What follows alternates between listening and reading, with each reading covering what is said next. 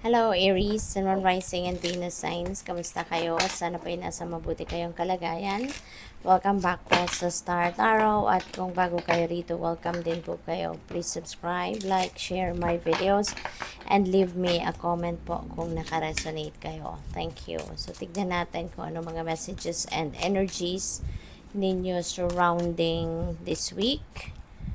First message ninyo, we have justice. And so, parang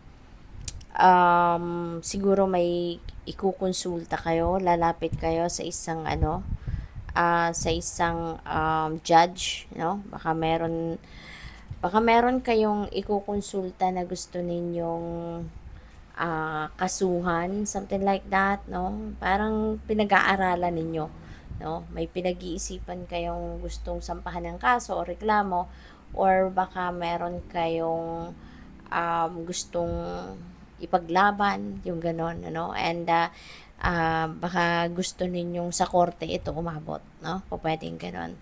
And yun ang nag-pick up ko dyan for some of you. We also have Knight of Cups. Ayan. So, there is an offer dito, no? Po pwede na ang iba sa inyo dito mag-apologize, may offer ng apology. Baka meron ditong nakagawa ng hindi maganda towards you noon, no? At baka ngayon mag-ano na to sa inyo, mag-approach ito sa inyo at po pwedeng gusto nitong humingi ng inyong kapatawaran, no?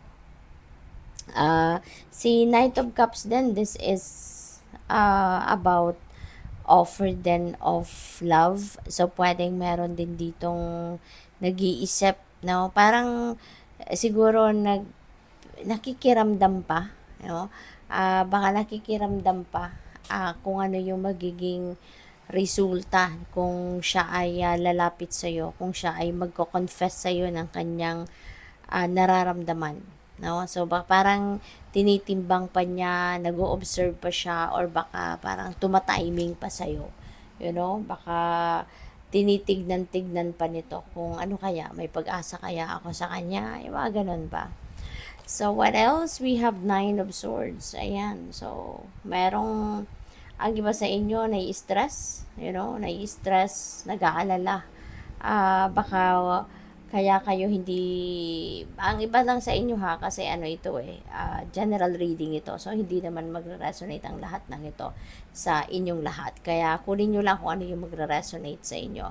So, feeling ko dito, ang iba sa inyo, parang nai-stress kayo sa kakaisip dito, no? Kung ano yung magiging, kung ang gagawin ninyo, kunyari, eto, gusto ninyong, baka meron kayong gustong ereklamo, diba? So, parang in a way, parang habang iniisip ninyo yan na gusto nyo nung ereklamo, gusto nyo ng kasuhan or whatsoever, nag-worry din kayo, no? Kung pwede nag-worry kayo kasi feeling ko rito, this is someone na close to you. No? Kung sino man ito na gusto mong kasuhan, na gusto mong reklamo, or kung mag-file ka ng complaint, this could be someone na invaluable din sa'yo. This is someone na siguro mahal mo sa buhay ito. Kaya parang nai-stress ka sa kakaisip, no? Am I going to pursue kung ano man itong iniisip ko towards that person, or anong gagawin? Kaya nga parang hindi kayo makadesisyon, no, na sampahan nyo agad ng kaso or magreklamo agad kayo. Kasi parang kinukonsider nyo pa rin yung taong ito. Parang iniisip nyo pa rin yung magiging kalagayan ng relationship ninyo siguro with each other, or anong mangyayari. No? So, parang nag-worry kayo, nai-stress kayo. So, siguro, kailangan ninyong pag-isipan nga itong mabuti. Kasi baka pagsisihan nyo lang. Diba? Kaya tama yan na nagkukonsulta muna kayo. No? At tanungin ninyo kung anong mga posibilidad, ano yung mga magiging impact nito sa'yo, sa kung anumang parte ng buhay ninyo. So, we also have Ace of Wands. Ayan. So, Ace of Wands, this is a new beginning. So, maganda to kasi merong napipintong pagsisimula, no, sa buhay ninyo sa ibang parte. nito. So, pwedeng sa career, no? Baka mayroong offer sa inyo ng karera, may offer sa inyo ng bagong trabaho or bagong pagkakakitaan, something like that. So, depende yan sa inyong sitwasyon, no? So, kayo lang ang tanging makakaalam niyan when that message resonates, if that message resonates with you. Kaya, ayun. So, bahala na kayo dyan, diba? But definitely, this is something na siguro you will be excited about. This is something na pwedeng matagal na ninyong gustong magkaroon ng ganito. Kaya, ayun, no, maaaring yan ay kukunin nyo, you're going to take advantage of that. So, tignan natin kung ano pa mga mensahe sa inyo. Unahin muna natin ito.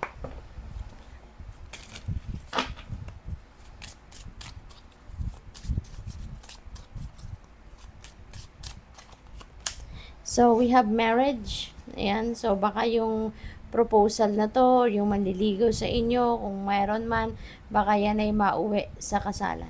Baka yan ay mauwi sa ang tawag dito, iisang dibdib, no?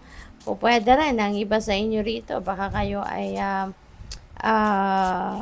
bagong kasal, no? Ang iba ay kakasal, ang iba bagong kasal.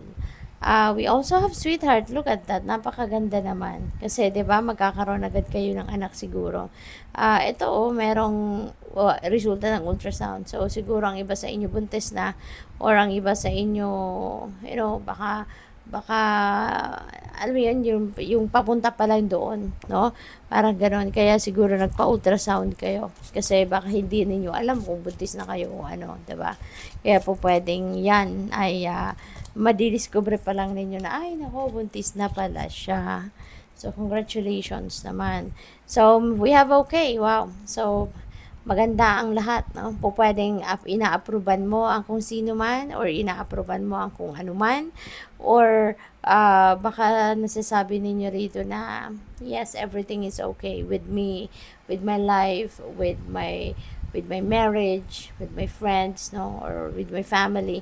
So parang okay na okay kayo, no? So this signifies na maganda ang kalagayan, maganda ang sitwasyon, ano, or magiging maganda ang sitwasyon ng buhay ninyo. So we also have real estate, ayan, so business, no? Siguro para sa iba sa inyo sa ngayon, ang aasikasuhin din ninyo aside from your family, aside from your marriage, business, no? Na baka nasa realty business kayo, baka kayo ay nasa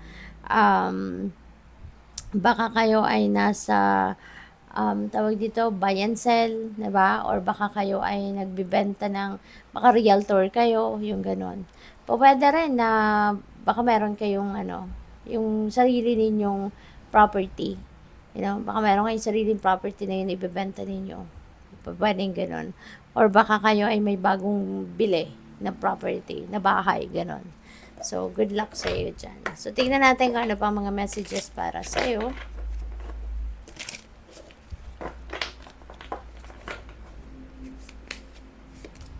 We have angel number 0707. Sabi dito, compromise. So, baka ang iba sa inyo papasok sa isang compromise, no? Sabi din dito, self-awareness. So, baka ito yung dapat na gawin ninyo sa ngayon. Maaari din na may magpapatawad dito or hihingi ng tawad sa'yo, diba? May apology. So, pwedeng ganon. And professionalism, empathy, tenacity, and freedom, no? Siguro yun ang mga mangyayari sa inyo sa ngayon, yun ang mga mararamdaman ninyo o yun ang tatrabahuin ninyo. Sabi dito, let go of what no longer serves you, stop holding on to grudges, express your emotions, and aim towards a compromise. Where there's a lack of understanding, it's best to just move on. The truth will set you free. Okay? So, unang-una, tanggalin nyo na. Kung ano man ang mga hindi na